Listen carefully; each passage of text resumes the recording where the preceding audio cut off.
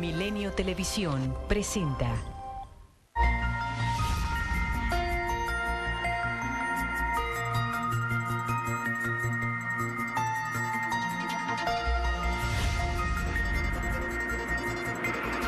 Con el gusto de siempre los saludo aquí en Milenio Mercados en Perspectiva con Juan Musi. Juan, ¿cómo estás? Bien, muy bien, gracias. Y su servidor Manuel Somoza para platicar de temas económico-financieros en México y en el mundo.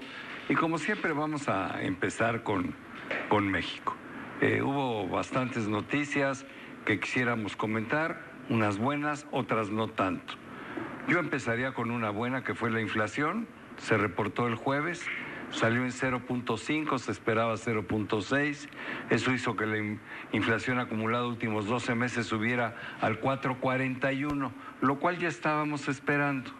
Yo creo que la inflación va a empezar a declinar, me imagino que a partir de julio, para ir poco a poco llegando al 3.7%, que creemos que es alcanzable y que es la meta que han puesto casi todos los analistas. O sea que yo considero que el dato de la inflación fue bueno, a secas, ¿no? Y todavía no se nota que la inflación mejore notablemente porque está arriba de lo que Banco de México quiere, y Banco de México quiere una inflación del 3% más menos 1%, lo cual para estar adentro de los parámetros de Banxico tendríamos que estar abajo del 4%. Ese me parece que fue la buena noticia. La mala noticia fue el comentario que hizo el presidente en el sentido de que declaraba desierta la licitación de la refinería de Dos Bocas y que por lo tanto le iba a encargar la obra a Pemex y a la Secretaría de Energía. Y digo, es mala noticia según los expertos en ello y según algunas de las calificadoras, concretamente Moody's, porque dicen, bueno, el hecho de que se declare desierta la subasta, pues no quiere decir que Pemex sea la mejor opción, no es una firma de ingeniería de refinerías, ¿no?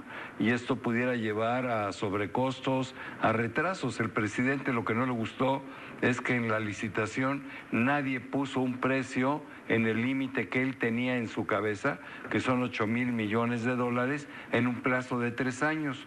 Y pues las firmas de ingeniería dijeron que no iba a salir en 8,000, iba a salir arriba de ello y que se iban a tomar más de 3 años.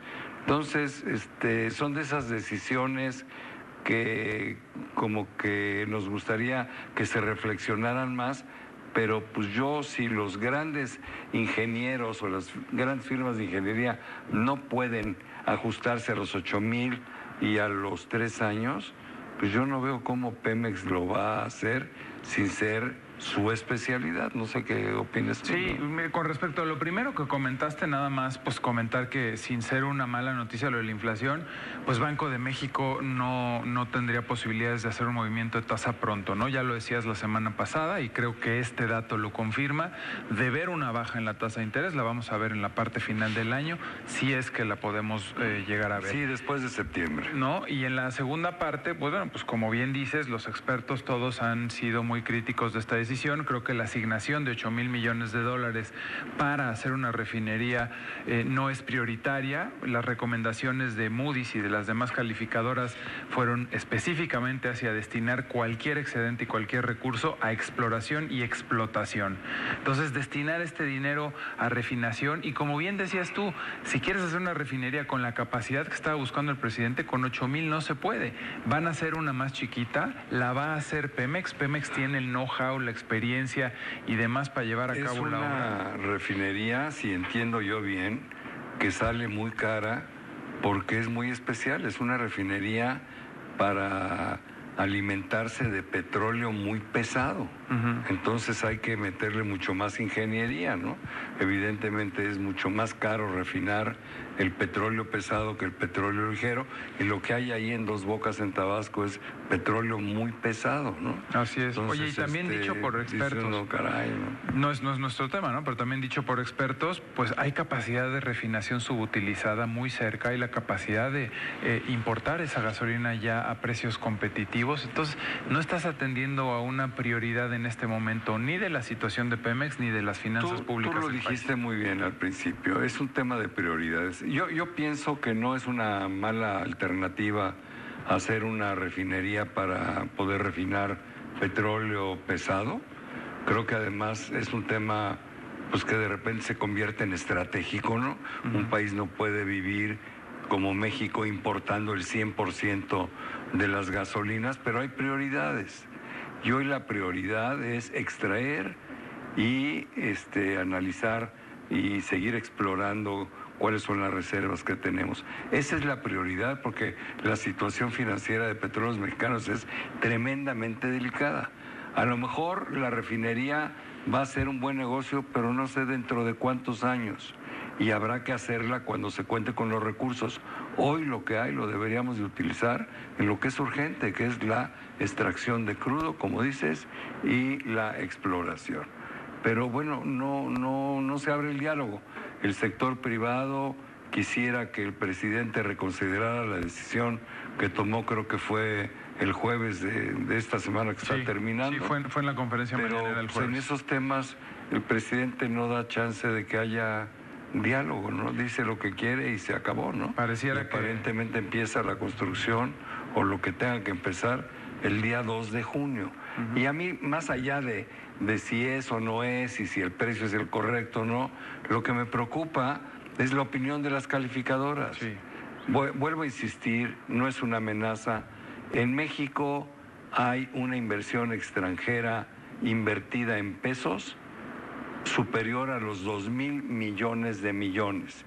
Fueron dólares que entraron al país, se convirtieron a pesos, los dueños son los extranjeros, con esos pesos compraron bonos del gobierno mexicano, ese saldo se ha mantenido prácticamente fijo desde el 2014, es un montonal de dinero, 2,000 millones de millones, 2 billones en castellano, que están ahí por confianza. Si se pierde la confianza y eventualmente se pierde el grado de inversión, una parte muy importante de eso se puede ir y entonces vamos a tener un problema muy parecido al que tuvimos en 1994. No lo estoy diciendo que va a suceder, sin embargo tenemos que hacer todo lo posible para cuidar la calificación de la deuda de nuestro país. Es importantísimo. A mí sí me parece que es en cierta medida un desafío a las calificadoras. Se está desatendiendo una recomendación de expertos y si ya habló Moody's tan pronto diciendo, caray, no nos gusta que ese dinero vaya a ser usado en una refinería, como tú bien dices, si se pierde el grado de inversión en Pemex y se va a bono chatarra, mucho de ese dinero está muy vulnerable, es dinero líquido que el mismo día puede salir. Claro. ¿Hasta dónde puede llegar el tipo de cambio? Esta relativa estabilidad cambiaria que hemos visto producto de la disciplina fiscal y de las altas tasas de interés que México está pagando, se puede vulnerar muy fácilmente. Ojalá y pueda haber una rectificación. Y bueno, pues parece ser que en este sexenio hasta ahora lo que hemos visto es no hay manera con el aeropuerto, va a Santa Lucía lo van a construir militares y no especialistas, sin estudios de viabilidad ni de impacto ambiental, y va la refinería, ¿no? Hasta el momento. Pues eso evidentemente al mercado y a las calificadoras no les gusta. Sí, ¿no? Yo creo que hay que atender las recomendaciones, es un tema de la mayor importancia. Ojalá y el presidente rectificara en ese tema, porque si no, pues las noticias no van a ser buenas. Pero bueno, eso es lo que vimos en la agenda local, México, digamos. ¿no? ¿Qué te parece si platicamos un poco? Que nos dio mucho de qué hablar esta semana Trump, su cuenta de Twitter otra vez. Es un horror lo que hace Donald Trump. Yo tengo la impresión, y lo platico con algunas gentes, que quizá hay muchos que se estén haciendo millonarios simplemente siguiendo o intuyendo lo que va a poner Trump en los tweets. Cada vez que abre la boca el presidente de los Estados Unidos, las bolsas suben o bajan en forma estrepitosa. Y esta semana no fue la excepción, al contrario, tuvimos una muy mala semana en los mercados, desde que hace exactamente una semana se aventó un tuit Trump diciendo que no iba a suceder nada en la negociación con China. Oye, además y luego no tiene, siempre sí, siempre no. No siempre tiene sí. vergüenza, tuiteó el domingo en la noche, ¿no? Entonces ya condenó desde el domingo en la madrugada los futuros de los mercados al lunes, y esa fue la tónica toda la semana, ¿no? Y nos trajo locos porque luego, en el tono de pesimismo, regresó él el optimismo simplemente diciendo que había recibido una carta preciosa de Xi Jinping. Sí, pero nadie supo qué le dijo la carta. Pero era preciosa. Finalmente, el viernes, en el primer minuto del viernes, entraron en vigor los nuevos impuestos de Estados Unidos a las exportaciones chinas y las pasaron 200,000 millones de dólares de exportaciones chinas hacia Estados Unidos, que pagaban el 10%, a partir de ese primer minuto del viernes pagan el 25% de impuesto. Y aparte queda la amenaza que los 350,000 millones de dólares de exportaciones chinas hacia Estados Unidos, que no están todavía en este tema, pudieran ser incrementados con un impuesto del 25%. Pero la verdad es que Estados Unidos y China siguen sentados en la mesa negociando. Sí. Es lo que no entiendo, ¿no? Entonces, ¿a dónde van a llegar? Qué difícil llamarle negociación, ¿no? A un proceso en el que te diga Trump, ya te subí del 10 al 25%, 200 billones de productos de tu país, pero seguimos hablando, seguimos negociando. Sí, pues es la estrategia, difícil, ¿no? Sí, es una estrategia muy hostil, no sé a lo que vaya a llegar. La verdad que yo creo que los dos países tienen alicientes suficientes, cada uno de su lado, para llegar a un buen acuerdo. A Estados Unidos le conviene llegar a un acuerdo, a China también le conviene llegar a un acuerdo, pero bueno, pues ojalá y se acerquen las posturas. En una guerra comercial directita ganaría Estados Unidos, no me cabe la menor duda, pero ganaría dándose un balazo en la pata. Sí. Porque, o sea, realmente ganarían perdiendo un montón.